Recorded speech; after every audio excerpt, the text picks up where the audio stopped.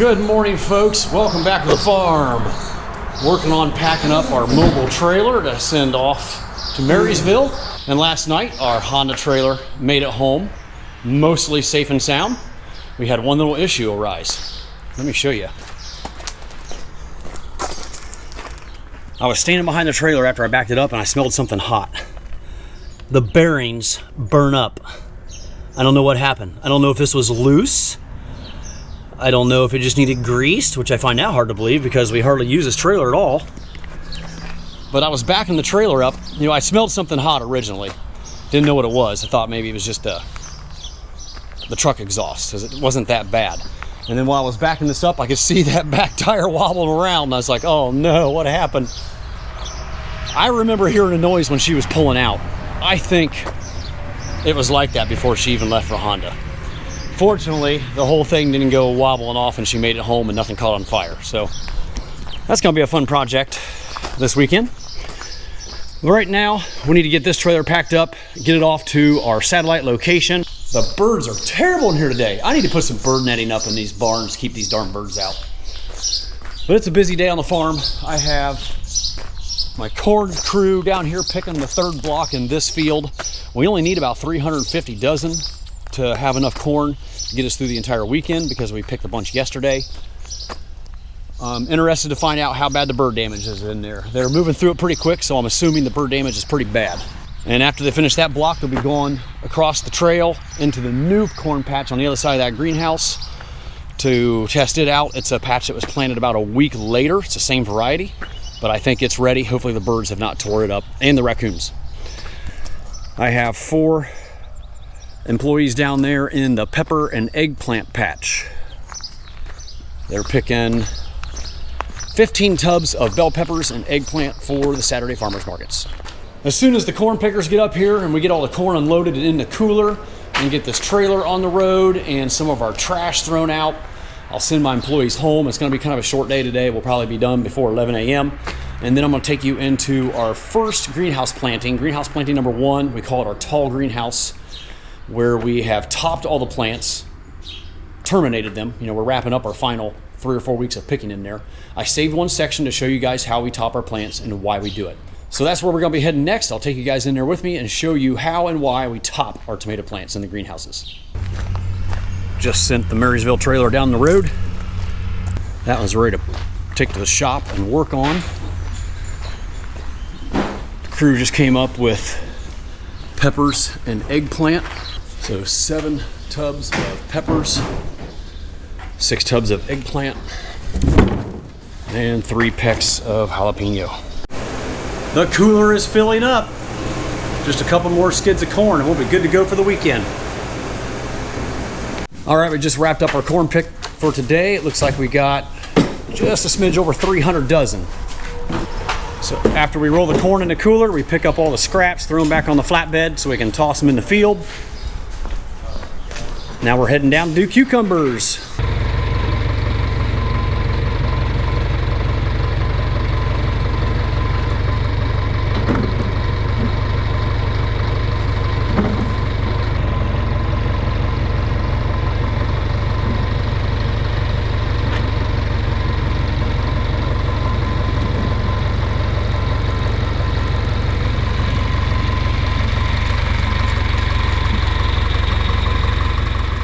Just wrapping up our cucumber harvest for the day. Looks like we got about 10 tubs back there, not too shabby. Now we're gonna run these cucumbers back up to the barn and run them through the vegetable washer and get them nice and clean. All right, before we take these cucumbers back up to the barn, we're gonna walk through the cantaloupe patch and pull some ragweed, Jimson weed, pigweed, and any other weeds we see that are gonna get out of hand here, because we are gonna start harvesting cantaloupes in about a week. So this is our vegetable wash line right here. The cucumbers are pretty dirty today from all the rain, so we're having to dump them in a little slower than normal. Usually we just shake the tub in there, but today we're kind of hand placing them so they go sideways and spin on the scrub brushes.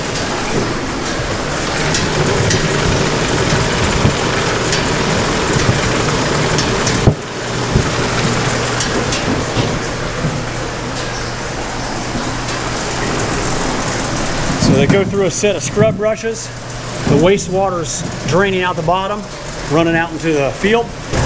After they get scrubbed up, they come across these donut sponge things to dry partially onto the sorting table, where we load them into these green corn tubs, onto the pallet, into the cooler.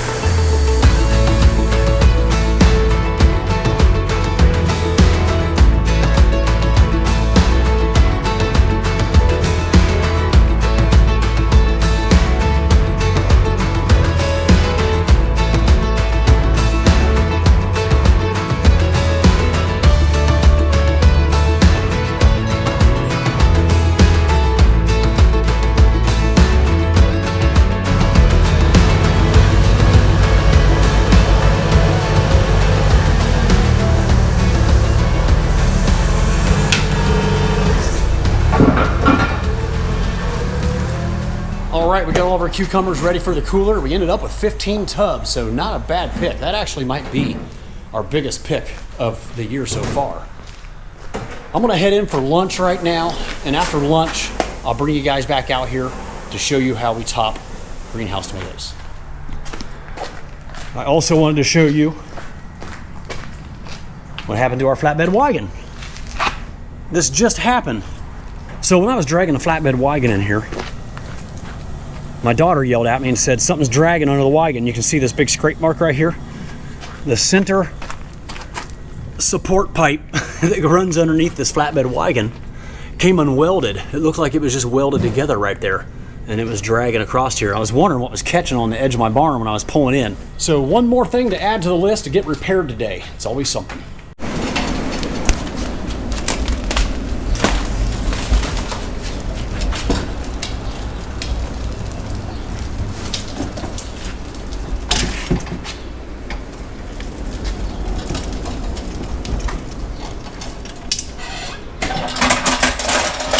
Currently working on packing a box truck for a farmer's market around Columbus. We got zucchini, eggplant, green beans, salsa, cucumbers,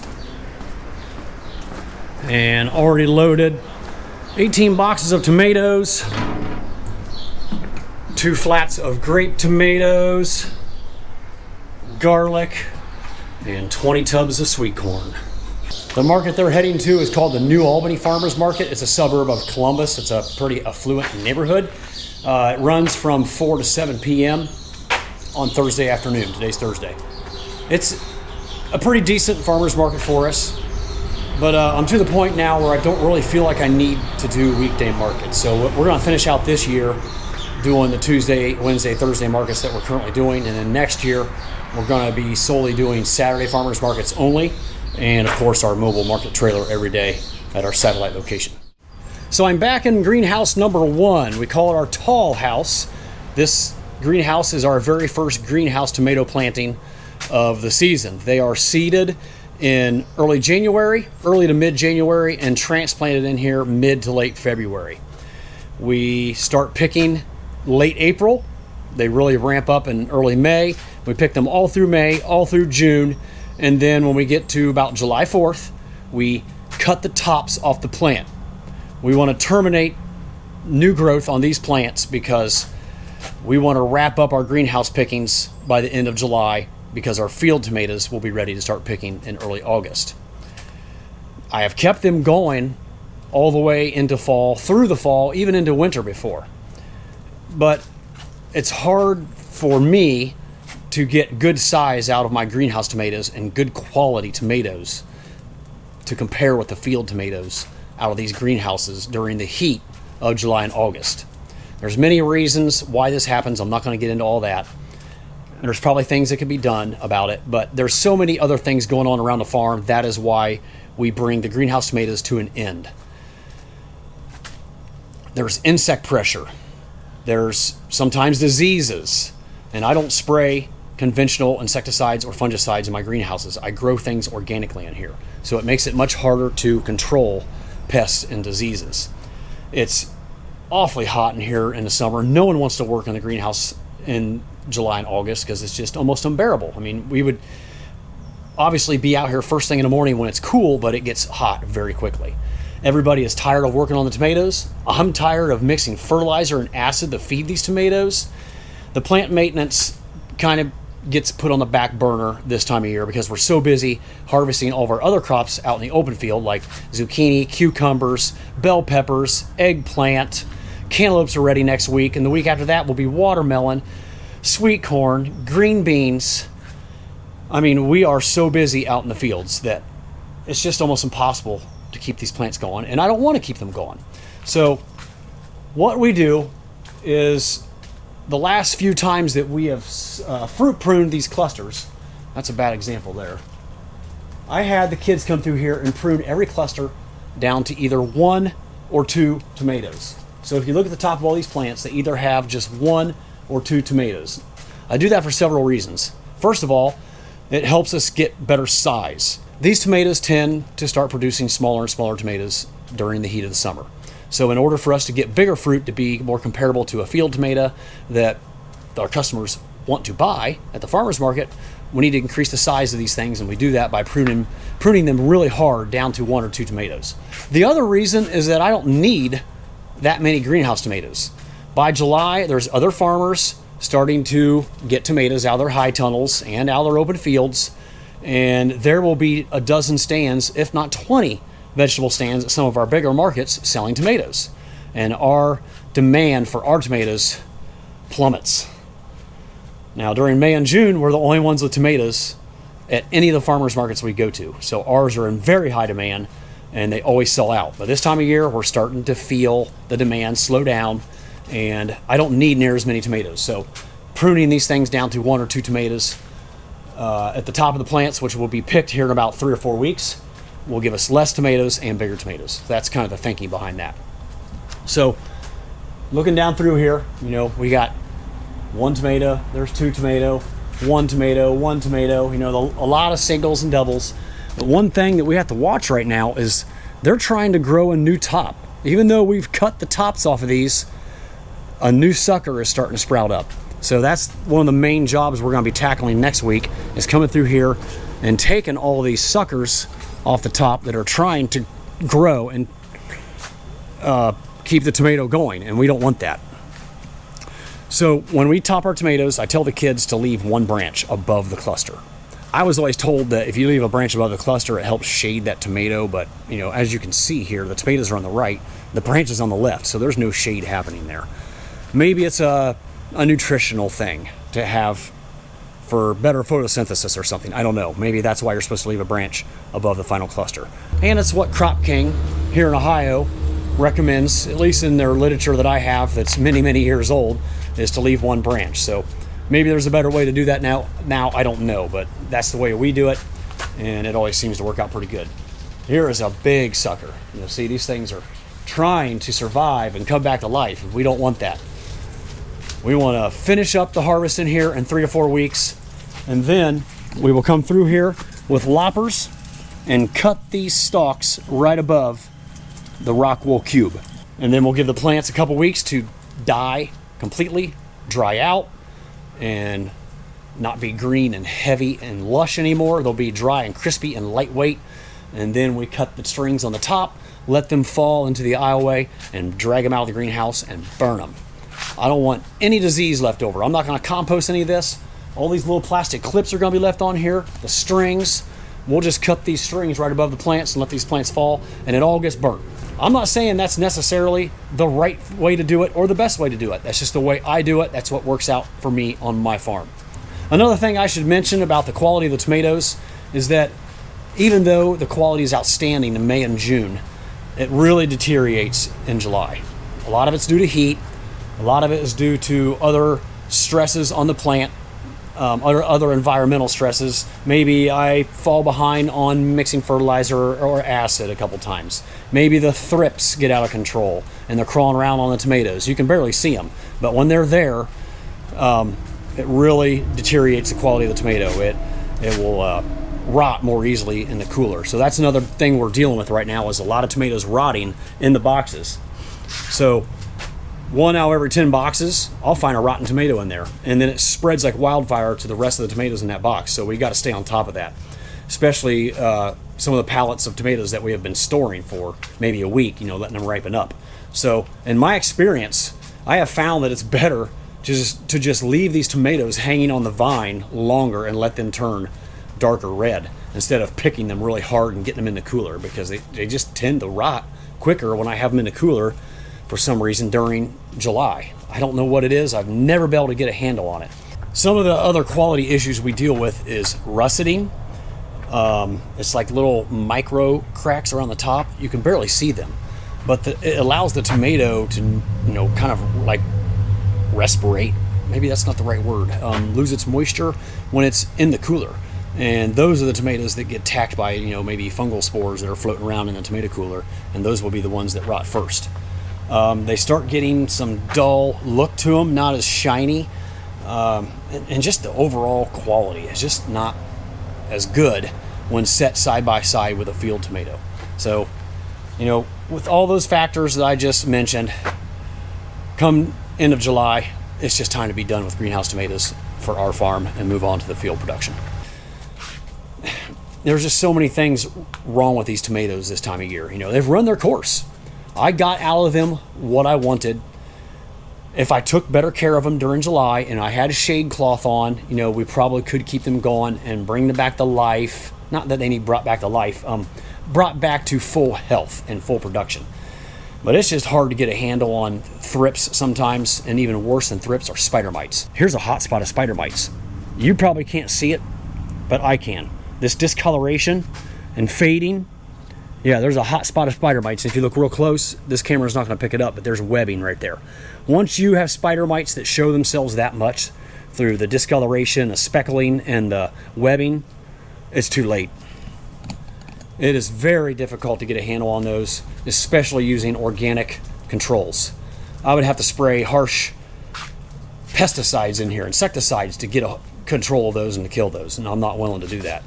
I'd rather just pick these things for 3 or 4 more weeks, let them die, get them out of here, sterilize this greenhouse, clean it up, get it ready for next year. So I have my son leave this last 20 foot of this one row untopped so I can show you how to do it. I just use a regular pair of scissors, and I'm gonna find the tomatoes that I wanna keep and just cut the top off. I'm just gonna let them drop on the floor for right now for sake of time. So here's the last cluster of tomatoes I want on this plant. I'm gonna cut it right there, just cut the whole top off. And then I'll have to come back and trim these fruit down because I do not want 3 or 4 tomatoes on each one. I'd prefer just one right now. Once they're this big, they've kind of established that that's how many it's going to produce. So it doesn't really do much good to trim them this late. You want to do it when they're like pea to marble size. So there's the last cluster I want. I don't want those little guys on there. We'll leave the 2 bigger ones on there. We're going to cut the top right off. It's a little sad when we do this for the very first time, knowing you're killing your plants. But if I let these suckers that are trying to come back to life on top of these plants continue to grow, they would turn into a new top and set fruit within 2 weeks. Like, let's say I lost my field tomatoes to some blight or disease and I wasn't going to have hardly any. I would probably let some of these come back to life before we cut the stalks off the bottom and killed them, just to make sure I still had some tomatoes. Cut the top off, and you can see how some of these plants are like leaning. They're starting to get heavy. We will have to come through here one more time and put a tomato clip up here to hold these up on the string, especially as the fruit starts getting heavy.